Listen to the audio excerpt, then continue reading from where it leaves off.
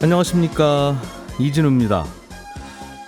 우리나라는 연말 기준으로 종목당 10억 원어치 이상의 주식을 보유한 투자자를 대주주라고 부르고, 이 대주주들에게는 이듬해 주식을 사고 팔 때 양도세를 내도록 하고 있는데요.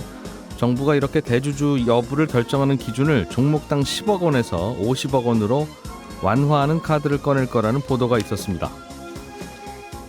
미국의 국가 신용 등급이 앞으로 떨어질 수도 있을 거라는 전망을 국제신용평가사 무디스가 내렸습니다. 미국 정부의 재정 건전성에 특히 문제가 있어서 그렇다는 겁니다. 11월 13일 월요일 손에 잡히는 경제, 이 주제로 바로 시작하겠습니다. 네, 오늘은 언더스탠딩의 안승찬 기자, 그리고 MBC의 양효걸 기자, 이렇게 두 분과 함께 해보겠습니다. 두 분 어서 오세요. 안녕하세요. 네. 자, 안승찬 기자가 준비해 오신 소식은 우리나라 그 연말 주식시장 수급에 영향을 꽤 줄 수 있는 뉴스라서 주식 투자하시는 분들은 다들 관심이 많을 것 같은데, 대주주에게는 주식 양도세를 매기도록 하고 있는데 연말에 주식 안 갖고 있으면 대주주가 아닌 거예요. 참 이상하긴 한데. 그렇습니다. 1년 내내 갖고 있다가 네. 연말 하루 딱 안 갖고 있으면 요 대주주 요건에 포함이 안 되기 때문에 요 요건을 어떻게 정하느냐에 따라서 다들 이제 대주주 안 되려고 연말에 주식을 팔았다가 다시 연초에 사는 그런 경우들이 생기는데, 그 이제 대주주와 그렇지 않은 이제 소액 주주를 나누는 그 기준을 그렇습니다. 지금은 어떻게 돼 있고 앞으로 어떻게 된다는 건지 좀 설명을 해주시죠. 그러니까 지금 일반적으로 주식 투자를 할 때 이제 내가 차익이 좀 생겼다, 그렇다고 해서 이제 세금 특별히 더 내는 건 없거든요. 물론 뭐 금융투자소득세라고 해서 5천만 원 이상 차익 낸 것에 대해서 세금 낸다, 이런 법이 도입돼 있긴 합니다만 이것도 2025년 이후로 유예가 된 상황이니까. 하여튼 주식 투자해서 돈 벌면 이거는 세금 안 내는 거예요. 그렇습니다. 그렇죠? 지금 그렇게 되어 있습니다. 국내 주식은. 네, 국내 주식은. 근데 다만 세금을 내는 딱 부류가 하나 있는데, 대주주로 분류된 사람이면 당신은 뭐 돈 많은 사람이니까 양도소득세 내라, 차익이 생겼을 때, 이렇게 돼 있어요. 그래서 누구를 대주주로 볼 거냐, 이 기준이 굉장히 이제 예민한 기준인데, 현재 대주주의 기준은 두 가지입니다. 하나는 한 종목을 10억 원 이상 가지고 있는 사람은 대주주로 본다, 이런 기준이 있고, 또 하나는 지분율이 유가증권 시장의 경우에는 1% 이상, 코스닥 시장은 2% 이상 지분이 있으면 당신은 대주주입니다, 이렇게 정의를 해요. 그럼 대주주가 이렇게 되면 주식으로 번 돈에 대해서 양도소득세 뭐 20%, 많게는 30%까지 내니까 뭐 굉장히 예민한 기준이 되는 건데, 그 종목의 대주주라는 거죠. 그렇습니다. 한 종목에 대해서. 그 종목의 대주주면 이듬해에 그 종목을 사고 팔아서 버는 돈에 대해서는 세금 내라. 그렇습니다. 근데 지분율에 대해서는 사실 큰 논란은 없어요. 예를 들어서 삼성전자 1% 지분 가지고 있으려면 한 4조 원 정도 필요하니까 뭐 이거는 뭐 대주주 맞네, 대체로 이견은 없습니다만, 문제는 10억 원 기준, 이거는 해당되는 사람이 너무 많은 것 아니냐, 이런 논란이 있습니다. 한 종목을 10억 원 이상 갖고 있으면 그리고 또 뭐 어떤 종목은 시가총액이 뭐 500억, 400억 이렇게 되는 종목들도 꽤 있으니. 그렇습니다. 그 회사는 만약 코스피 상장이라면 4억, 5억 이상만 갖고 있으면 대주주라는 거잖아요. 그렇습니다. 그런 경우도 있고 반대의 경우도 있고요. 어쨌든 이 대주주의 기준이 특히 문제가 되는 게, 말씀하셨던 것처럼 대주주를 선정하는 방식이 연말에 마지막 날 하루를 딱 정해서 딱 그 순간에 당신이 이 종목 10억 원 이상 있는 사람이면 대주주입니다, 이렇게 딱지를 붙이는 방식입니다. 이렇게 한번 딱지가 붙이면 그 다음에는 주식을 사고 팔면서 이익이 날 때마다 무조건 양도소득세를 내는 방식이니까, 연말에 대주주가 될 것 같은 사람들은 무조건 이거 주식을 싹 팔면서 이걸 피해가는 사람들이 많은 거예요. 하루만 팔았다가 되사면 되니까. 그렇습니다. 그래서 뭐 많은 사람들이 연말만 되면 무슨 관례처럼 주식 팔기에 나서게 되는 거고요. 이런 자금이 매년 뭐 몇 조씩 연말에 매도 물량이 나오는 게 관례처럼 되고 있거든요. 그러니까 대주주 기준 때문에 주가 하락만 그래서 부추기는 거 아니냐. 차라리 이럴 바에는 대주주 기준을 좀 많이 높여서 뭐 50억 원 이런 식으로 높여서 진짜 대주주여서 함부로 못 파는 사람들한테만 양도소득세를 걷고 나머지는 그냥 맘 편하게 거래를 만들어주면 주가가 연말에 한 번씩 떨어지는 일을 막을 수 있는 거 아니냐. 이게 지금 정부의 논리입니다. 이 제도는 말씀하신 대로 쭉 설명은 해주셔서 무슨 제도인지 이제 이해는 됐는데 참 이상하고 불합리하다는 점이 하나둘이 아닌 게 예. 아예 처음부터 어떤 개념으로 보면 아니 누구나 주식 투자해서 돈을 벌었으면 다 세금을 내야지. 네. 왜 주식을 많이 갖고 있는 사람만 내냐. 내고 우리나라 부동산 양도소득세는 단돈 1,000만 원짜리 집을 사고 팔아서 100만 원이 이익이 나도 양도세 내잖아요. 예. 뭐 예를 들면 100억 원 이상짜리 집을 사는 사람만 내라는 게 아니지 않습니까? 네. 그런데 왜 주식은 그런 것이며 예를 들면 야 주식이 뭐 10억씩이나 있으면 부자 아닙니까? 아이 좀 대충 넘어갑시다. 네. 그럼 부자가 세금 내지 누가 세금 내요? 네. 라는 개념이라 하더라도 예. 그럼 삼성전자 9억 원, 하이닉스 9억 원, LG 에너지 솔루션 9억 원 이렇게 갖고 있으면 부자 아니고 예. 삼성전자만 10억 원 갖고 있으면 그분은 부자냐? 예. 그것도 참 왜 이렇게 법을 만들었지 싶기도 하고. 그렇습니다. 예, 조금 이게 말씀하신 대로 약간 애매해요.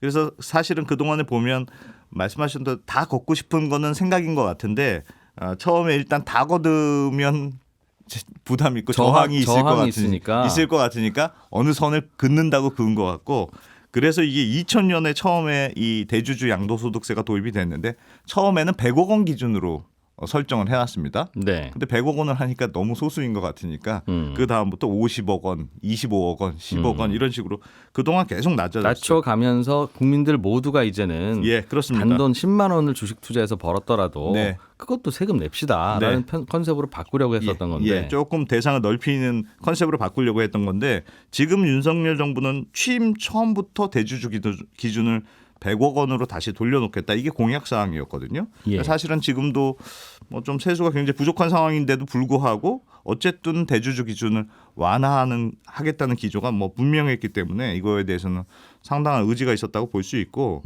뭐 아무래도 지난번에 이제 공매도 금지 결정한 거에 이어서 또 개인 투자자들이 한 1,400만 명 많으니까 이런 분들한테 어필할 수 있는 좀 제도를 고민한 거 아닐까 싶고 아무래도 대주주 기준을 완화해주면 10억 원 이상 투자한 큰 손 투자자들한테만 좋은 게 아니고 연말에 또 그 사람들 주식 안 팔면 뭐 대체로 주가가 조금 부양되는 효과가 있으니까 일반 개미 투자자들한테도 좀 호응이 있지 않을까 이렇게 기대하는 것 같습니다.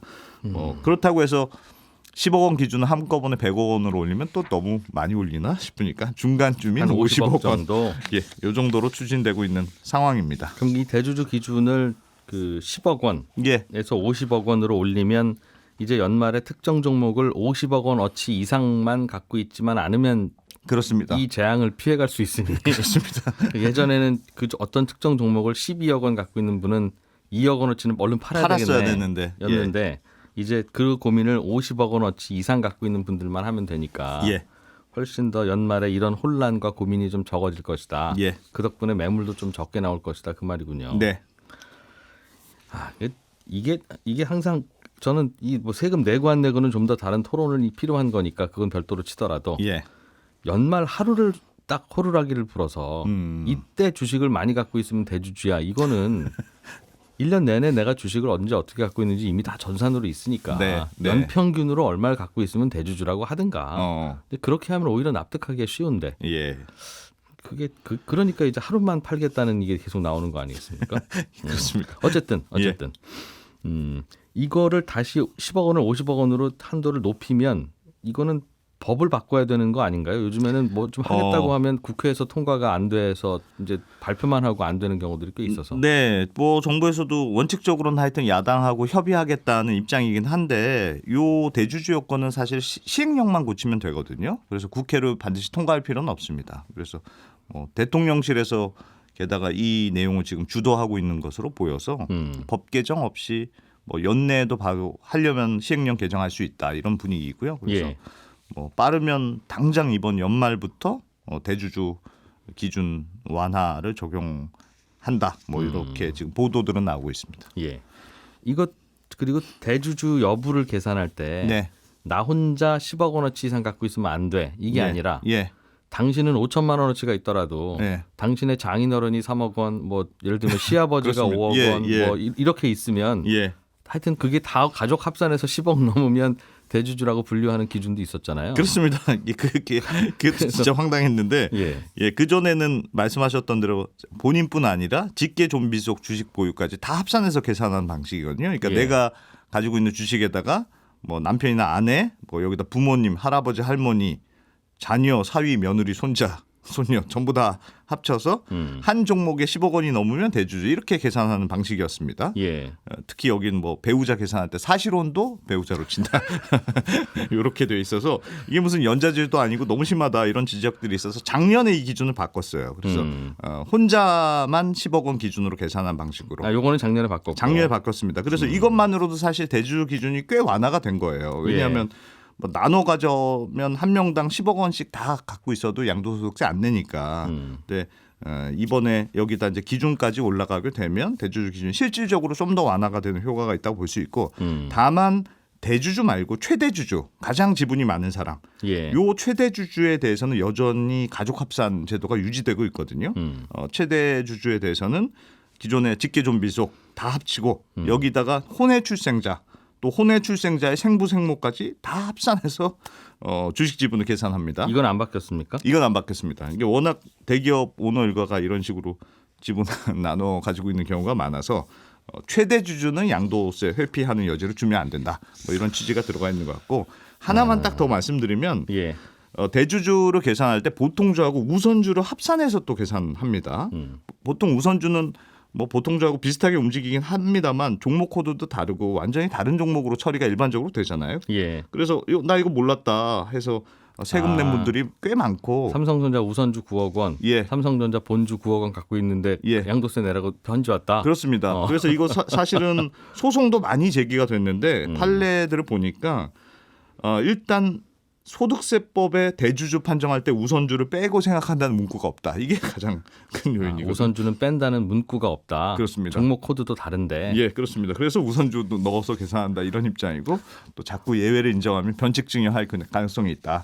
최대한 보수적으로 계산한다 이런 설명하고 있습니다. 아니 증여는 증여세 내잖아요. 변칙증여하는 건 증여세를 물려야죠. 그건 당연히. 그러나 그래서 주식 투자는 다 세금 매기거나 세금 못 매길 것 같으면 나중에 매겨야지. 매기기는 해야 되는데 국민들이 저항한다는 이유로 매겨야 되는 세금은 못 매기고 그러다 보니 그럼 대주주만 매기자. 여기에 대해서는 아무도 저항 안 하니까. 라는 그런 감정적인 정책을 하니까 누구는 대주주고 누구는 아니죠?부터 시작해서 여러 가지 고민을 하는 거 아니겠습니까? 해외 주식은 그런 게 없으니까 누구나 다 아무 얘기 없이 다 내잖아요. 라는 생각을 하는 분들도 있을 것 같아서 미국 신용등급 낮아진 얘기도 얼른 해야 되는데 양효걸 기자님 무디스가 미국 신용등급 전망을 낮췄다는 거죠? 맞습니다. 이 신용평가사가 매기는 등급이 이제 신용등급이 있고요. 신용등급에 대한 전망이 있는데요. 근데 신용등급은 뭐 우리가 익숙한 AAA라든지 뭐 AA 플러스 이런 식으로 매겨지는데 여기에 신용등급 전망이라는 게 이제 붙습니다. 그래서 현재 등급에서 더 올라갈 가능성이 높으면 긍정적, 유지될 경우에는 안정적, 그리고 내려갈 것 같다 하면 부정적이 붙는데 근데 세계 3대 신용평가사 중 하나인 무디스가 지난 10일에 미국 신용등급을 최고 등급인 AAA로 유지하긴 했습니다. 여기에는 변화가 없었는데 다만 앞으로 올라갈 것 같냐 내려갈 것 같냐 하는 전망이 안정적에서 부정적으로 이제 바뀐 겁니다. 그래서 일단 옐로 카드 받은 거네요. 맞습니다. 미국이. 등급 하향이 될 수 있다 이렇게 예령을 건 거고요. 이 3대 신용평가사 중에 나머지 두 곳은 이미 한 단계씩 내렸거든요. 미국을. 피치는 뭐 지난 8월에 이제 내렸었고 2011년에 S&P가 똑같이 한 단계 내린 뒤 계속 유지를 하고 있습니다.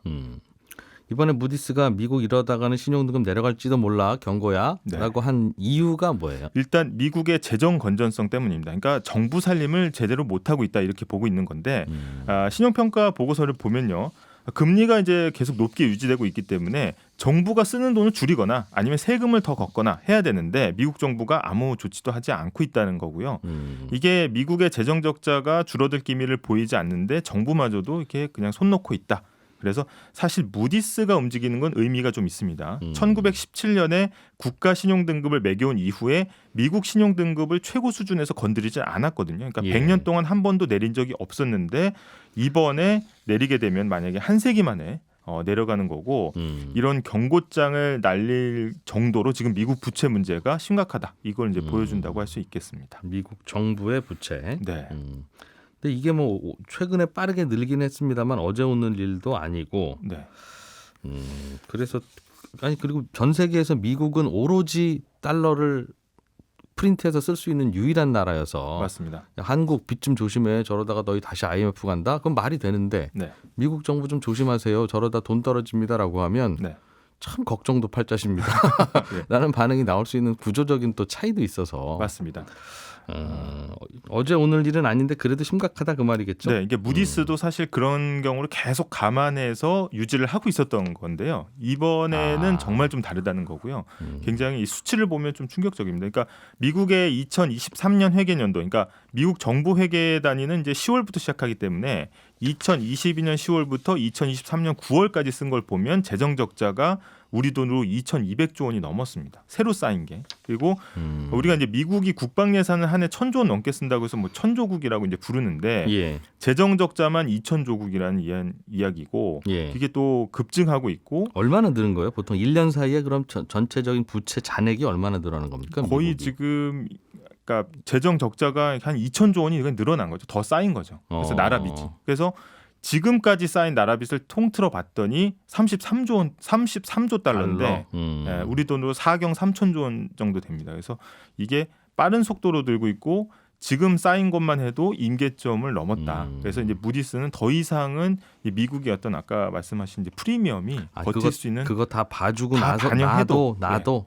그래도 안 된다는 얘기입니다. 세상에. 네. 그러다 보니까 항상 그 미국 정부가 셧다운된다. 연방 정부 월급을 못 준다. 예산 집행이 스톱됐다. 그런 얘기가 이래서 나오는 건가요? 네, 맞습니다. 그래서 지난번에 한 차례 고비를 넘겼었고요. 9월 말까지 처리해야 되는데 못 해가지고 45일짜리 임시 예산안 받아서 지금 이제 정부가 굴러가고 있거든요. 근데 예. 이게 마감 시한이 현지 시간 이제 17일입니다. 그래서 얼마 안 남았다는 거고, 그럼 앞으로 그러면 임시 예산안 말고 본 예산은 통과될 거냐 했을 때 전망이 굉장히 좀 부정적이라는 거고요. 이것 때문에 미국 역사상 처음으로 미국의 하원 의장이 갈렸을 정도로 예. 정치적으로도 파장이 좀 컸거든요. 근데 지금 나온 임시 예산안이 2차로 하나 나오긴 했지만 결국은 이 민주당이나 바이든 대통령의 요구를 전혀 반영하지 않았다. 그래서 다시 부결될 수 있다는 전망이 계속해서 나오고 있습니다. 이게 뭐 미국 얘기지만 그게 우리가 뭐 무슨 상관이야? 그래도 미국은 좋겠네. 이렇게 넘어갈 게 아니라 네. 미국 정부가 이것 때문에 이제 내년에 예산을 못 쓰게 되면 네. 이제 또 우리나라와 관련이 있는 다양한 산업들에 대한 정부 지원금이 제대로 나올지 이것도 고민이 될 거고. 맞습니다.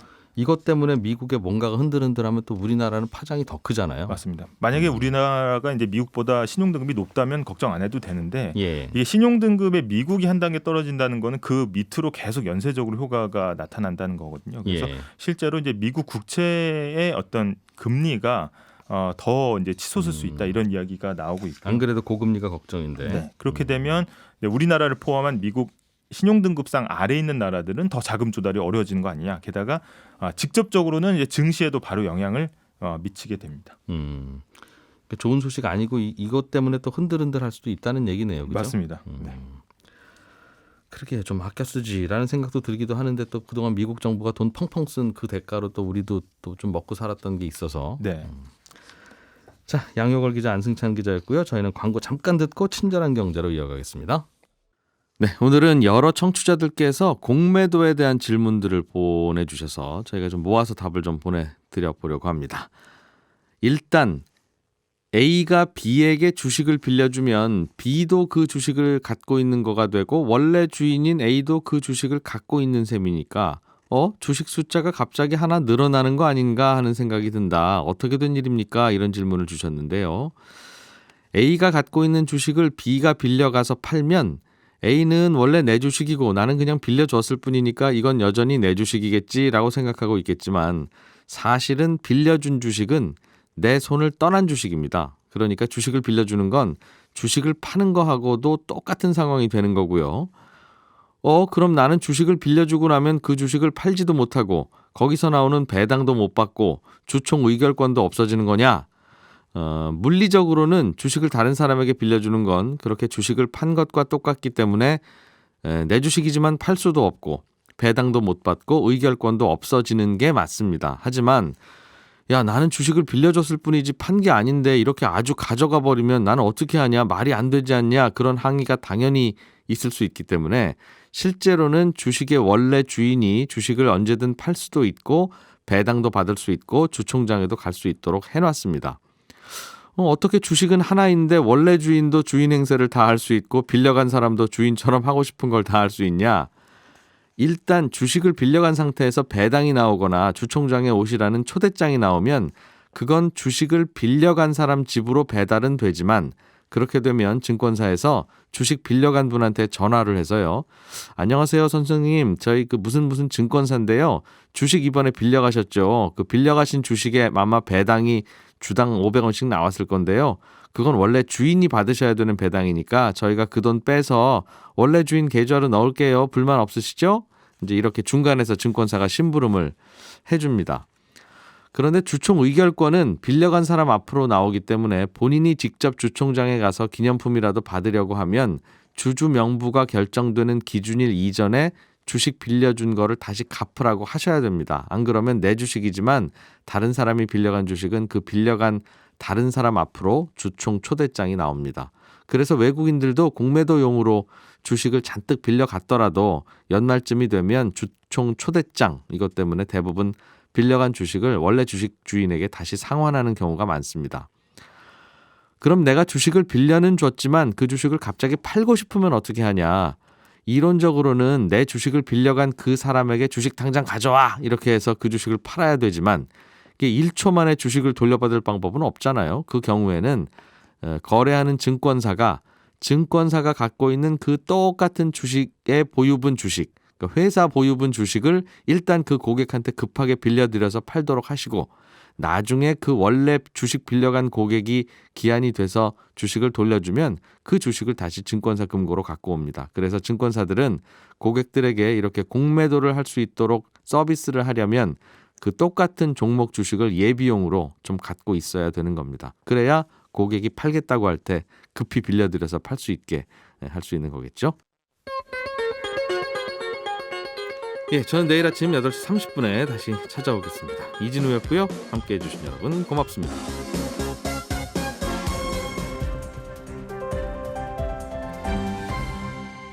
경제를 생각하는 사람들의 즐거운 습관. 이진우의 손에 잡히는 경제.